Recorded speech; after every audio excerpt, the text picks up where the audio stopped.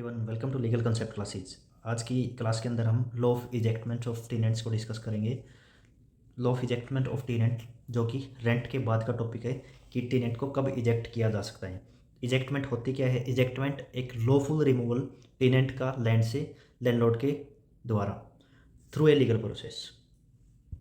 ठीक है जी।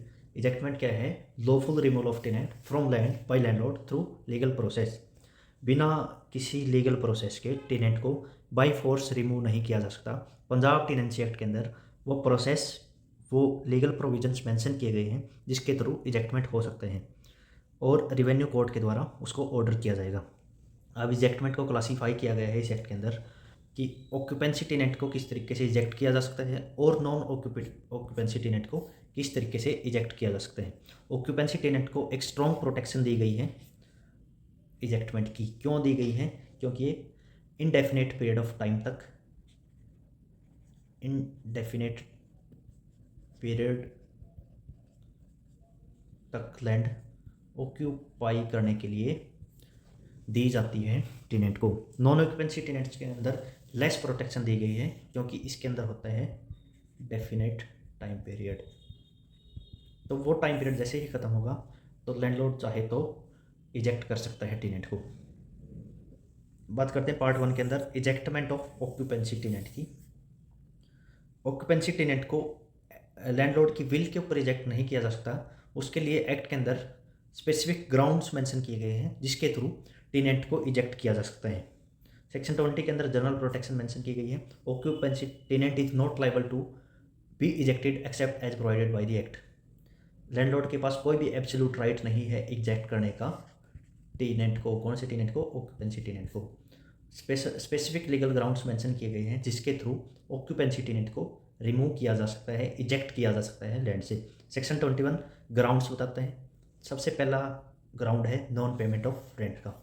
अगर टेनेंट फेल हो जाता है रेंट को पे करने में और रेंट जो है लॉफुली ड्यू है तो इजेक्ट किया जा सकता है लैंडलॉर्ड के द्वारा टेनेंट को।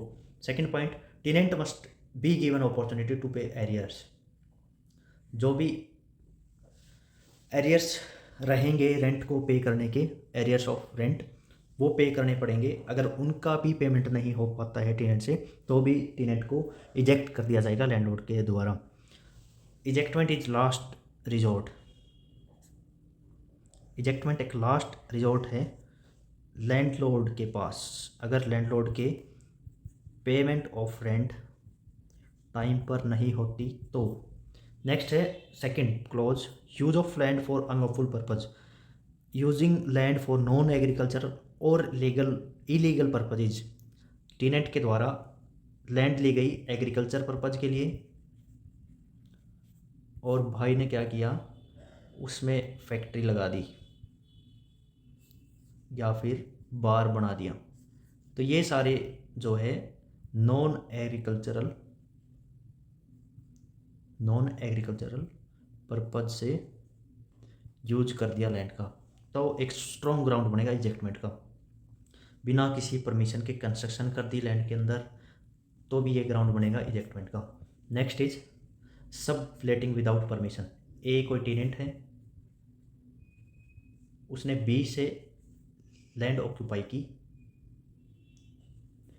अब ए ने क्या किया, ये जो लैंड थी इसको सी को दे दिया, बी से लेके सी को दे दिया। ये होता है subletting. Occupancy tenant can not sublet except as permitted by law. Law के द्वारा कुछ एक्सेप्शंस प्रोवाइड करवाई गई हैं जिसके थ्रू सबलेट किया जा सकता है। Otherwise tenant, occupancy tenant sublet नहीं कर सकता विदाउट परमिशन के। Next is deterioration of land. इसके अंदर if tenant causes permanent damage to soil और वेस्ट और neglect leading to loss of productivity. Land की प्रोडक्टिविटी कुछ वर्स्ट मटेरियल के यूज करने से अगर प्रोडक्टिविटी घट जाती है लैंड की या फिर सोइल को डैमेज करता है टेनेंट तो भी एक ग्राउंड बनेगा इजेक्टमेंट का। Next and last is breach of condition of tenancy. Violation of lawful terms agreed at the time of tenancy. जो भी एग्रीमेंट हुआ टेनेंट और लैंडलॉर्ड के बीच में regarding the occupancy of tenant regarding the rent, अगर उनको ब्रीच करता है टेनेंट तो भी ये ग्राउंड बनेगा इजेक्टमेंट का। Next is section 22 abandonment. Abandonment क्या होता है? त्याग कर देना। त्याग कर देना किसके द्वारा? टेनेंट के द्वारा किसी भी लैंड को अबेंडन कर दिया जाए, उसको छोड़ दिया जाए। वो कुछ टाइम के लिए या फिर परमानेंटली छोड़ी जा सकती है, अबेंड किया जा सकता है लैंड को। अगर टेम्परेरी एब्सेंस है उसको अबेंडनमेंट नहीं माना जाएगा। ये एक इम्पोर्टेंट पॉइंट है कि टेम्परेरी एब्सेंस को, जैसे कि कुछ टाइम पीरियड के लिए किसी भी लैंड का यूज टेनेंट के द्वारा नहीं किया गया है, तो उसको ये नहीं माना जाएगा कि उसने छोड़ दिया। वो वॉलेंटरली और परमानेंटली अबेंडन कर सकता है लैंड को, उसके लिए बताना पड़ेगा। Next is section 23 procedure for ejectment. एक ड्यू प्रोसेस को फॉलो करना पड़ेगा इजेक्टमेंट के लिए। सबसे पहले लैंडलॉर्ड को एक एप्लीकेशन फाइल करनी पड़ेगी रिवेन्यू कोर्ट के अंदर। दूसरा पॉइंट, दोनों पार्टीज़ की कोर्ट सुनेगा, टेनेंट और लैंडलॉर्ड की। कोर्ट ऑर्डर के बिना इजेक्टमेंट नहीं हो सकता। तो ये 3 ग्राउंड थे प्रोसीजर फॉर इजेक्टमेंट के। पहला था लैंडलॉर्ड को एक फाइल एप्लीकेशन करनी पड़ेगी रेवेन्यू कोर्ट के अंदर। दूसरा, वो दोनों पार्टीज की कोर्ट सुनेगा और डिसाइड करेगा कि इजेक्ट करना है या नहीं करना। कोर्ट के ऑर्डर के बिना इजेक्टमेंट नहीं किया जा सकता, यानी कि लैंडलॉर्ड खुद इजेक्ट नहीं कर सकता टेनेंट को। ये सारी बातें हमने की पार्ट ए के अंदर ऑक्यूपेंसी टेनेंट के रिगार्डिंग। अब पार्ट बी के अंदर ejectment of non occupancy tenants. Non occupancy tenants easily eject किए जा सकते हैं, लेकिन अकॉर्डिंग टू लॉ ही किए जाएंगे। वो भी बिना लॉ को फॉलो किए उनको भी इजेक्ट नहीं किया जा सकता।